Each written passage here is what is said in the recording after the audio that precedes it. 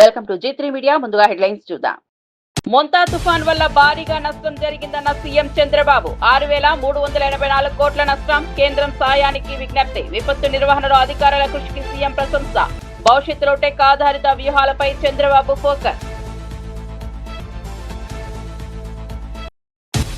లడ్డూ కల్తీ కథల అబద్దాలపై వెల్లంపల్లి శ్రీనివాస్ ఫైర్. భక్తి పేరుతో ఎల్లో మీడియా కుట్ర చేస్తోందన్నది విమర్శ. సిట్ నివేదిక వెల్లడించాలని డిమాండ్ చేసిన వెల్లంపల్లి. తిరుమల పవిత్రత రక్షణే ప్రభుత్వ బాధ్యత అని వ్యాఖ్య.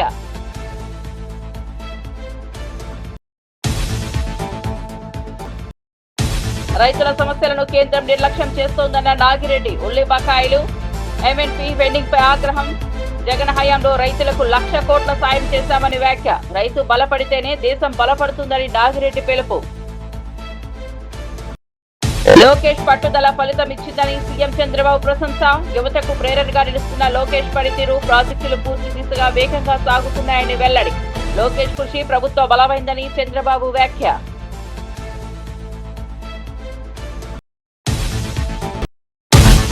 బీసీలకు 42% రిజర్వేషన్ల సాధన కోసం ఉద్యమం ప్రారంభం. నవంబర్ 13న రాష్ట్ర వ్యాప్తంగా బీసీ దీక్షలు. జేఏసీ పిలుపు. బీసీ హక్కుల కోసం ఏకం కావాలని శ్రీనివాస్ గౌడ్ పిలుపు. విద్యా ఉద్యోగాల్లో న్యాయం సాధించేదాకా పోరాటం కొనసాగుతుందని వ్యాఖ్య. ఇక వార్త వివరాల్లోకి వెళ్తే, జూబ్లీహిల్స్ ఉప ఎన్నిక నేపథ్యంలో బీజేపీ కార్యకర్త సాత్విక్ పై జరిగిన గొడవను రాజకీయ రంగంలోకి లాగడం తప్పు అని బీజేపీ సీనియర్ నేత మోహన్ స్పష్టం చేశారు. సాత్విక్ పై కాంగ్రెస్ నేతలు దాడి చేశారని లంకాల దీపక్ రెడ్డి ప్రచారం పూర్తిగా అసత్యం. ఆ గొడవ డబ్బుల వ్యవహారంలో బీజేపీ కార్యకర్తల మధ్య జరిగిందని తెలిపారు.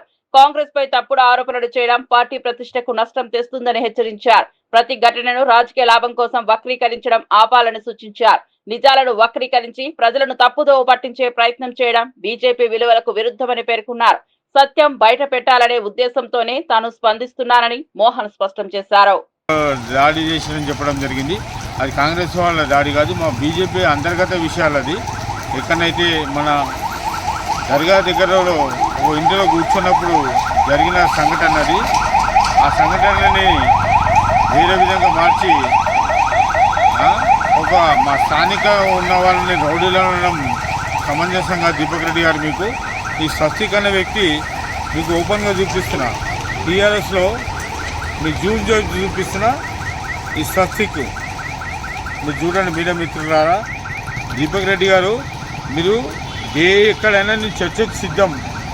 మీరు కానీ దయచేసి రౌడీలు అనేది పదం వాడితే మరోసారి మా గిట్టకు ఉంటుంది. నా రాజకీయ అనుభవం మీకు లేదండి. బీజేపీలో నేను 30 ఏళ్ళ రాజకీయం చేస్తున్నా. మీరు వచ్చి 10 ఏళ్ళు కాలేదు. సరే, మీ బాధ్యతలు 10 ఏళ్ళు పెద్దలు ఉండొచ్చు, కానీ మీరు అన్న మాటలు వెనుకకు తీసుకోవాలి. చర్చకు ఎక్కడికైనా నేను సిద్ధం. అది కాంగ్రెస్ వాళ్ళకు సంబంధం లేని విషయం, లడ్డూకు సంబంధం లేని విషయం. లడ్డు అనే సామాన్య కార్యకర్త, నా షేక్పేట్ నివాసి వాడు, కానీ వాడిని రౌడీలు గుండాలు అనడం మీకు సంబంధించి. రాష్ట్ర రాజధాని హైదరాబాద్ లో త్రాగునీటి సమస్యలు తలెత్తకుండా ముందస్తు చర్యలు తీసుకోవాలని రాష్ట్ర ప్రధాన కార్యదర్శి రామకృష్ణారావు అధికారులకు ఆదేశించారు. సచివాలయంలో నిర్వహించిన సమీక్షా సమావేశంలో మంజీరా, సింగూరు, గోదావరి ఫేజ్ 2, 3 ప్రాజెక్టుల పురోగతిని ఆయన సమీక్షించారు. ప్రాజెక్టుల భూసేకరణ, పైప్ లైన్ నిర్మాణ పనులను వేగవంతం చేయాలని సూచించారు. వేసవి ముందే అవసరమైన నీటి వనరులు సిద్ధం కావాలి. ఎక్కడా నీటి కొరత తలెత్తకుండా సమగ్ర ప్రణాళికతో ముందుకెళ్లాలని సీఎస్ ఆదేశించారు. సంబంధిత శాఖలు పరస్పర సమన్వయంతో పనిచేయాలని సూచించారు. ప్రజలకు నిరంతర త్రాగునీటి సరఫరా అందించడమే ప్రభుత్వ ప్రాధాన్యత అని ఆయన స్పష్టం చేశారు.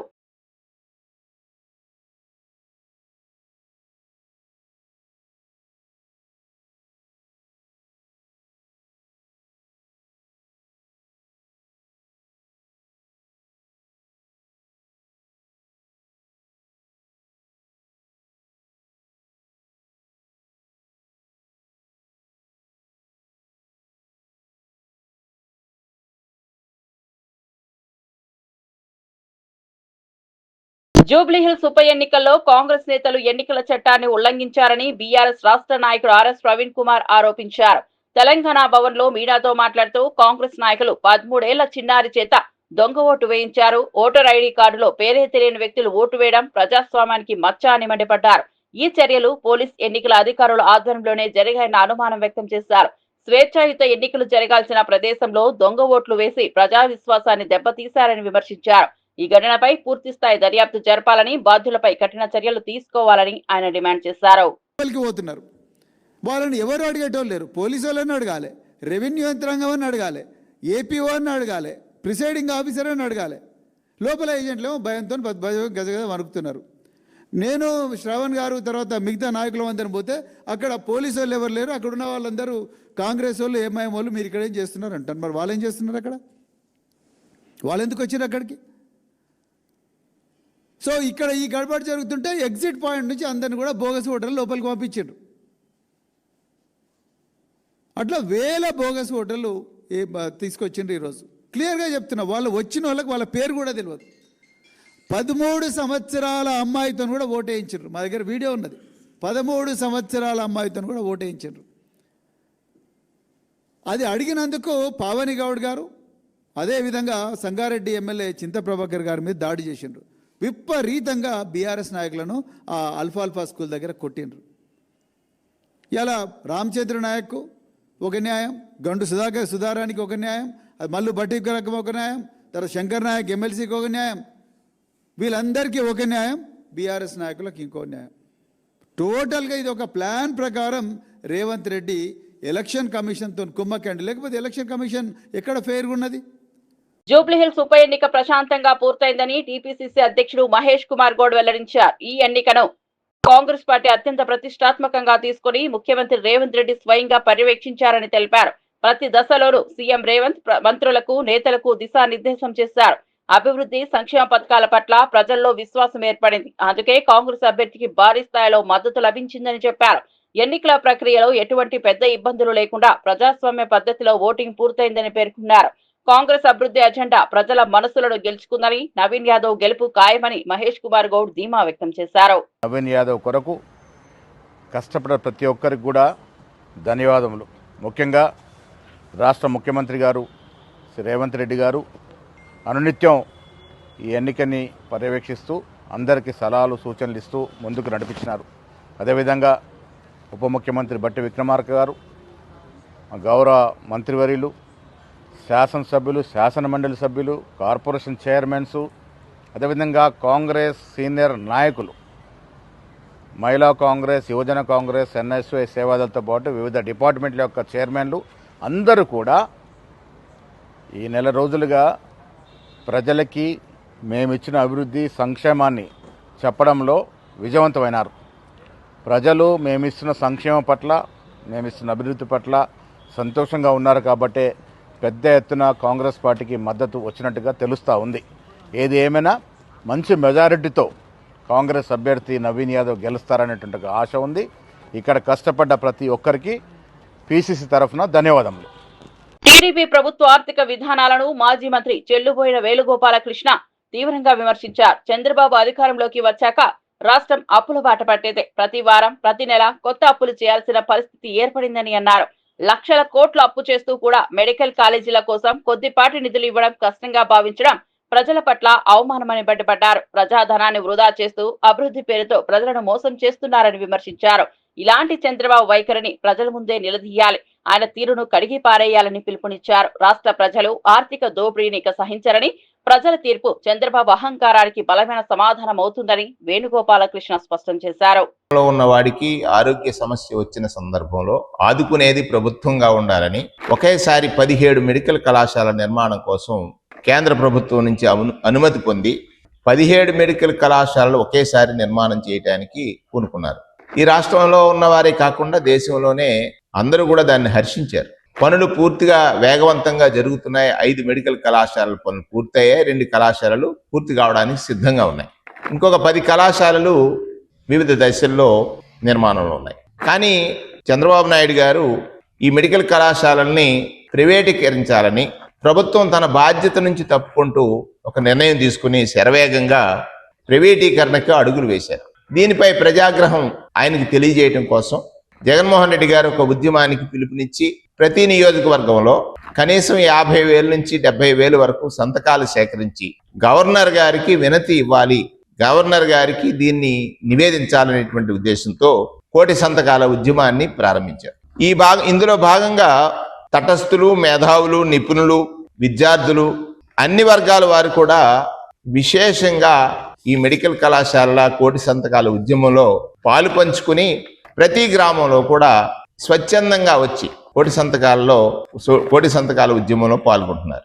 ఇక్కడ ఇప్పటికైనా ఈ ప్రభుత్వానికి కనువిప్పు కలగాలని, తద్వారా ఈ ప్రభుత్వం చేస్తున్నటువంటి ఏదైతే మెడికల్ కళాశాలల ప్రైవేటీకరణ సరైన నిర్ణయం కాదని దాన్ని వెనక్కి తీసుకుని ప్రజల యొక్క ఆకాంక్షలకు అనుగుణంగా మెడికల్ కళాశాల నిర్మాణం ప్రభుత్వమే చేపట్టాలనేటువంటిది దీని యొక్క డిమాండ్. కళాశాలలు జగన్మోహన్ రెడ్డి గారి ప్రభుత్వంలో 7 కళాశాలలు పూర్తి కాగా 5 కళాశాలలో అడ్మిషన్స్ కూడా వచ్చాయి. 10 కాలేజీలు నిర్మాణాలు వివిధ దశల్లో ఉన్నాయి. అందులో విజయనగరం, రాజమండ్రి, ఏలూరు, మచిలీపట్నం, నంద్యాల మెడికల్ కళాశాలలో 23-24 సంవత్సరంలోనే తరగతులు మొదలు కాగా 750 మెడికల్ సీట్లు అందుబాటులోకి వచ్చాయి. పులివెందుల, పాడేరు మెడికల్ కళాశాలలు పనులు పూర్తయ్యాయి.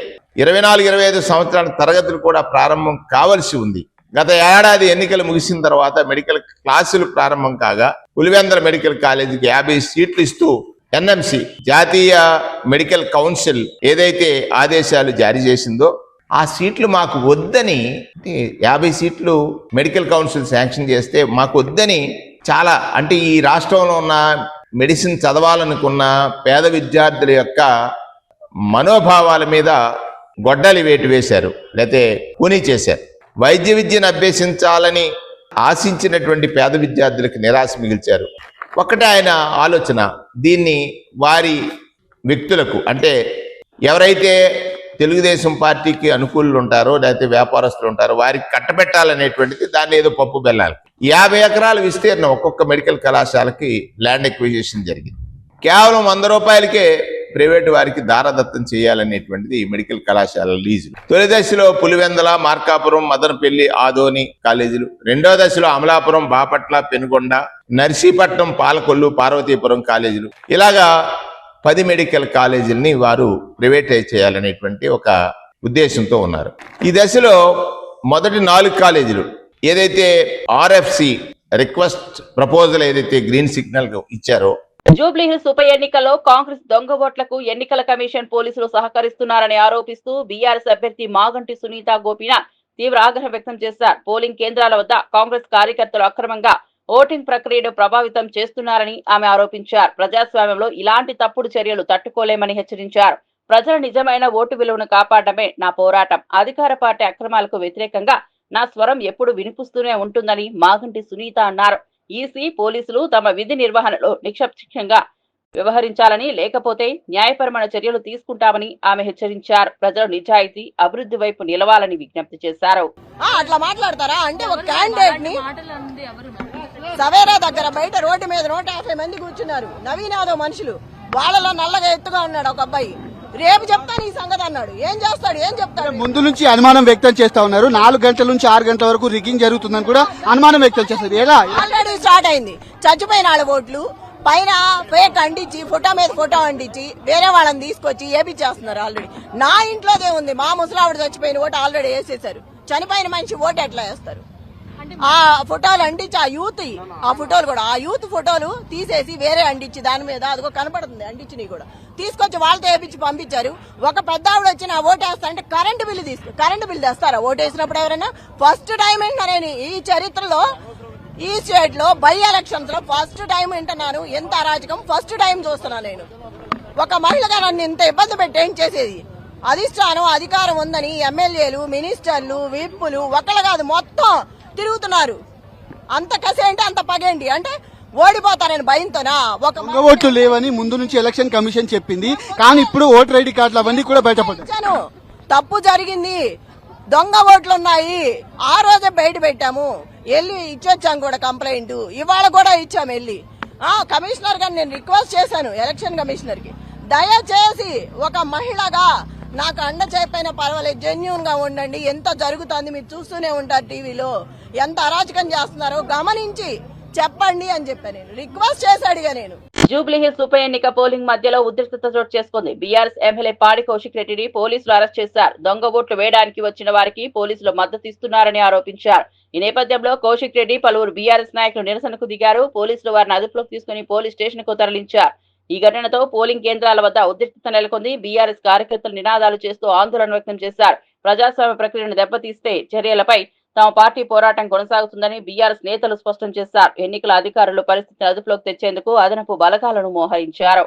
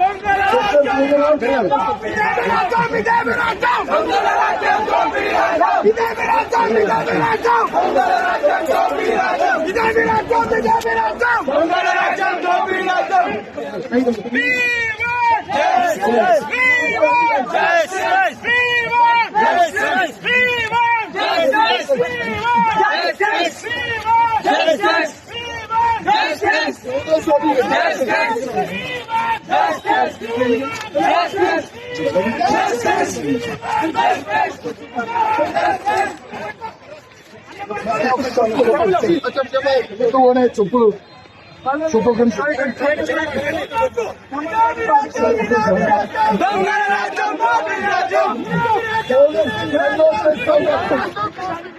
తిరుమల లడ్డూ కల్తీ వ్యవహారంపై ఆధారాలు లేకుండా అబద్ధపు ప్రచారం చేస్తున్న ఎల్లో మీడియాను మాజీ మంత్రి వెల్లంపల్లి శ్రీనివాస్ తీవ్రంగా విమర్శించారు. లడ్డూ పవిత్రతను ప్రశ్నించడం భక్తుల మనోభావాలను దెబ్బతీసే పని, ఇది తిరుపతి ప్రతిష్టను దెబ్బతీసే కుట్ర అని తెలిపారు. సిట్ నివేదికలో ఏముందో ప్రభుత్వం స్పష్టంగా వెల్లడించాలని డిమాండ్ చేశారు. భక్తి విశ్వాసాలపై రాజకీయ లబ్ధి కోసం తప్పుడు కథనాలు సృష్టించడం పాపమని హెచ్చరించారు. తిరుమల అన్నప్రసాదం దేవుని ఆశీర్వాదం, దానిపై అనవసర వివాదాలు సృష్టించడం అసహ్యమని వెల్లంపల్లి అన్నారు. భక్తుల నమ్మకాన్ని కాపాడడంలో ప్రభుత్వం తగిన చర్యలు తీసుకోవాలని సూచించారు. పనిచేశాడు, ప్రశాంత్ రెడ్డి గారి దగ్గర పనిచేశాడు. అదేవిధంగా సుబ్బారెడ్డి గారికి పాలక మండలిలో కూడా మీ పార్సారథి గారు మెంబర్గా లేరా? కొంతమంది తమిళనాడుకు చెందిన భారతీయ జనతా పార్టీ నాయకులు పాలక మండలి లేరా? అదేవిధంగా వేమిరెడ్డి ప్రశాంత్ రెడ్డి గారు పాలక మండలి లేరా? మరి వాళ్ళ మీద ఎందుకు మాట్లాడరు? మీరు ఏ పాలక మండలి వాళ్ళు కూడా ఉన్నారు కదా, మరి వాళ్ళ మీద ఎందుకు మాట్లాడరు? వాళ్ళ మీద మాట్లాడరు. కానీ మాట్లాడితే వైఎస్ఆర్ కాంగ్రెస్ పార్టీ నాయకుల మీద మాత్రం బురద జల్లడానికి మీరు ప్రయత్నం చేస్తారు. అధికారంలో ఉన్నప్పుడు బురద జల్లడం కాదు, ఆధారాలతో సహా నిరూపించాలి. అంతే తప్ప మాట మాటికి రాజకీయాలకి వెంకటేశ్వరని రాజకీయాలు తీసుకురావడం, తిరుమల తిరుపతి దేవస్థానం అలా జరిగింది ఇలా జరిగిందని చెప్పి దయచేసి వీటిని కట్టి పెట్టండి. మీరు ఏదైతే మీ సిట్టు విచారణ జరుగుతుందో ఆ సిట్టు ద్వారా నివేదికను బయట పెట్టండి. సిట్టు నివేదిక ఏముంది, ఏమి జరిగింది? యువ గారేమో ఏదైతే మన వెజిటేబుల్ ఫ్యాట్ కలిసిందో వాటిని వెనక్కి పంపించని చెప్తున్నారు. ఆ రోజే చెప్పాడు, ఈ రోజు కాదు. ఈ రోజు పాలక మండలి చైర్మన్ గా మీరున్నారు. వెంకటేశ్వర స్వామి మీద ఇంత అపవాదులు పడుతుంటే ఎందుకు మీ టీవీల్లో అలా చూపెడుతున్నారు? తప్పు కాదా? కల్తీ నెయ్యి అనేది వివిధ రకాలుగా చెప్తున్నారు. దాంట్లో మీరు ఆధారాలతో సహా చెప్పండి తప్ప జరగనివి జరిగినట్టు చెప్తే మాత్రం సరైన పద్ధతి కాదు.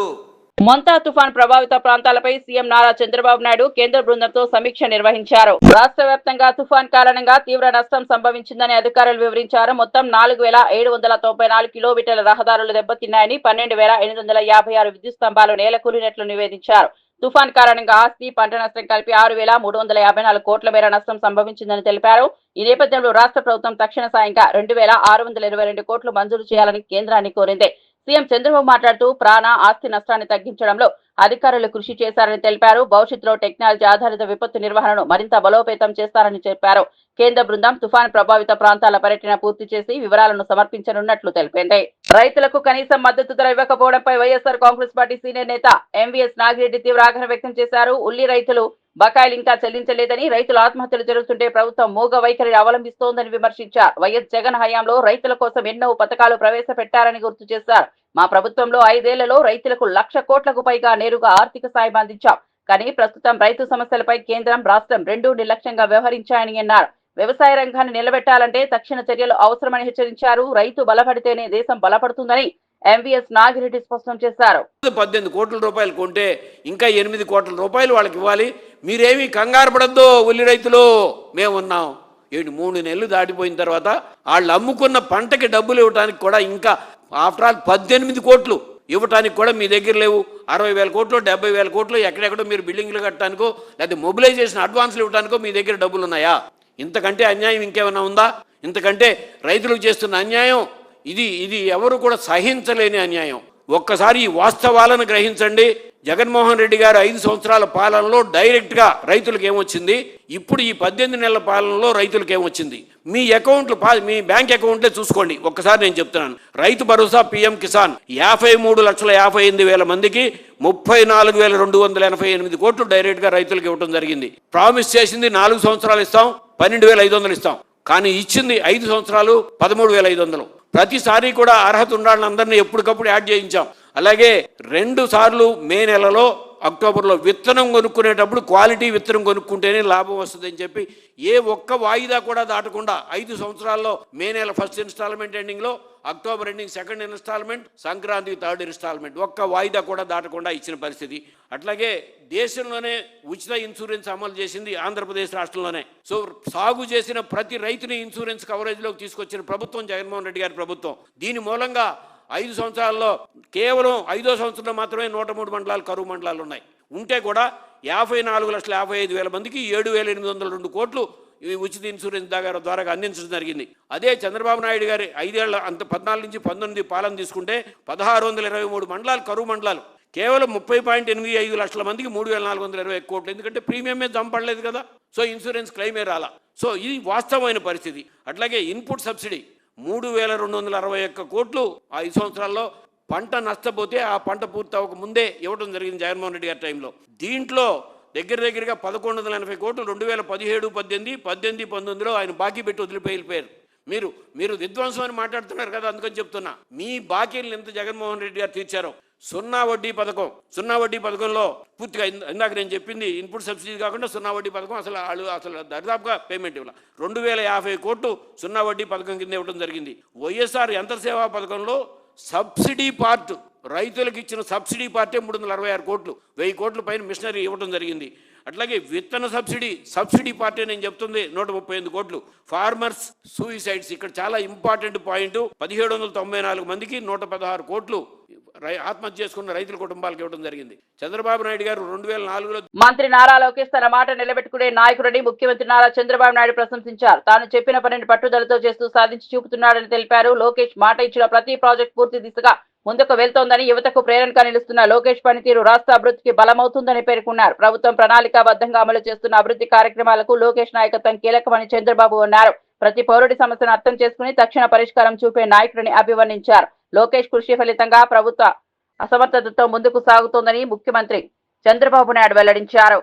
దాన్ని హైజాక్ చేసి మొదట ఆంధ్రప్రదేశ్ లో అమలు చేసే బాధ్యత నేను తీసుకుంటున్నాను. ఇంకో పక్క పవన్ కళ్యాణ్ గారు నేను చేసే పనులన్నిటి కూడా సహకరిస్తూ ఇంకా బాగా చేయండి సార్ అని చెప్పి నాకు సహకరించే పరిస్థితికి వచ్చాడు. ఇటీవల కాలంలో లోకేష్ వచ్చాడు. ఆయన కూడా బాగా చదువుకొని వచ్చాడు. చదువుకున్న తర్వాత ఏదైనా నేను ఒక మాట చెప్తే వాళ్ళ దగ్గరికి వెళ్ళి 5-6 సార్లు వెళ్ళి వాళ్ళని మెప్పించి ఆ పని అయిపోయే వరకు పట్టు వదలని విక్రమార్కుడుగా పనిచేసి సాధించుకొని వస్తున్నాడు. అంటే ఆ కాంబినేషన్ లో ప్రధానమంత్రి పవన్ కళ్యాణ్ గారు, లోకేష్, నేను నాయకత్వం ఇచ్చి ఎక్కడికక్కడ చెప్తా ఉంటే, ఆలోచనలు చెప్తా ఉంటే దోసుకెళ్లే పరిస్థితికి వచ్చాం.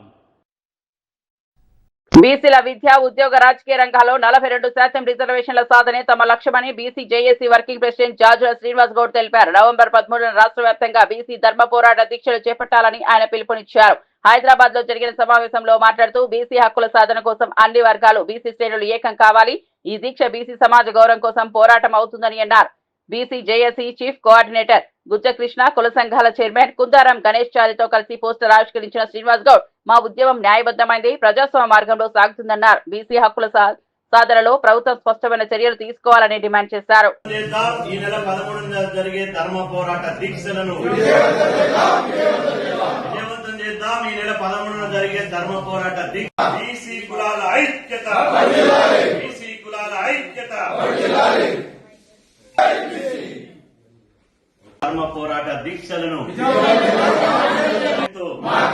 వర్ధిల్లాలి. బీసీ కులాల ఐక్యత, పోరాడుదాం బీసీ రిజర్వేషన్ల సాధన కోసం, పోరాడుదాం బీసీ రిజర్వేషన్ల సాధన కోసం, విజయవంతం చేద్దాం. ఈ నెల 13న జరిగే బీసీల ధర్మ పోరాట దీక్షలను విజయవంతం చేద్దాం. ఈ నెల 13న జరిగే ప్రభుత్వాన్ని దిగిరాని ప్రభుత్వాన్ని రిజర్వేషన్ వ్యతిరేకుల్లారా మేమెంతో సాధిద్దాం అందశ్రీ గారి ఆశయాలను. జోహార్ తెలంగాణ మట్టి మనిషి అందశ్రీ. ఇలా బీసీలకు విద్యా ఉద్యోగ రాజకీయ రంగాల్లో 42% రిజర్వేషన్లు సాధించడానికి రాష్ట్ర వ్యాప్తంగా మౌన దీక్షలు, పూలే అంబేద్కర్ విగ్రహాల ముందు మౌన దీక్షల కార్యక్రమం బీసీజేసీ ఆ కార్యక్రమానికి పిలుపునిస్తే ఆ రోజు రిజర్వేషన్ల సాధన కోసం అన్ని జిల్లా కేంద్రాల్లో, నియోజకవర్గ మండల కేంద్రాల్లో బీసీల ధర్మ పోరాటం. బులెటిన్ ముగించే ముందు హెడ్లైన్స్ మరోసారి చూద్దాం. మొంతా తుఫాన్ వల్ల భారీగా నష్టం జరిగిందన్న సీఎం చంద్రబాబు. 6,384 కోట్ల నష్టం, కేంద్రం సాయానికి విజ్ఞప్తి. విపత్తు నిర్వహణలో అధికారుల కృషికి సీఎం ప్రశంస. భవిష్యత్తులో టెక్ ఆధారిత వ్యూహాలపై చంద్రబాబు ఫోకస్. లడ్డూ కల్తీ కథల అబద్దాలపై వెల్లంపల్లి శ్రీనివాస్ ఫైర్. భక్తి పేరుతో ఎల్లో మీడియా కుట్ర చేస్తోందన్నది విమర్శ. సిట్ నివేదిక వెల్లడించాలని డిమాండ్ చేసిన వెల్లంపల్లి. తిరుమల పవిత్రత రక్షణే ప్రభుత్వ బాధ్యత అని వ్యాఖ్య.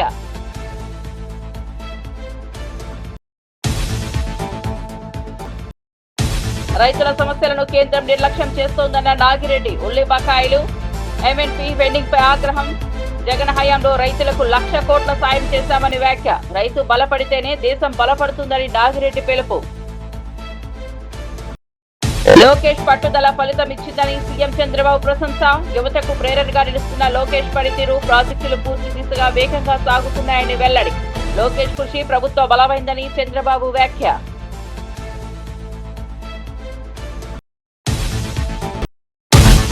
బీసీలకు 42% రిజర్వేషన్ల సాధన కోసం ఉద్యమం ప్రారంభం. నవంబర్ 13న రాష్ట్ర వ్యాప్తంగా బీసీ దీక్షలు, జేఏసీ పిలుపు. బీసీ హక్కుల కోసం ఏకం కావాలని శ్రీనివాస్ గౌడ్ పిలుపు. విద్యా ఉద్యోగాల్లో న్యాయం సాధించేదాకా పోరాటం కొనసాగుతుందని వ్యాఖ్య. మరిన్ని అప్డేట్స్ కోసం చూస్తూనే ఉండండి G3 మీడియా.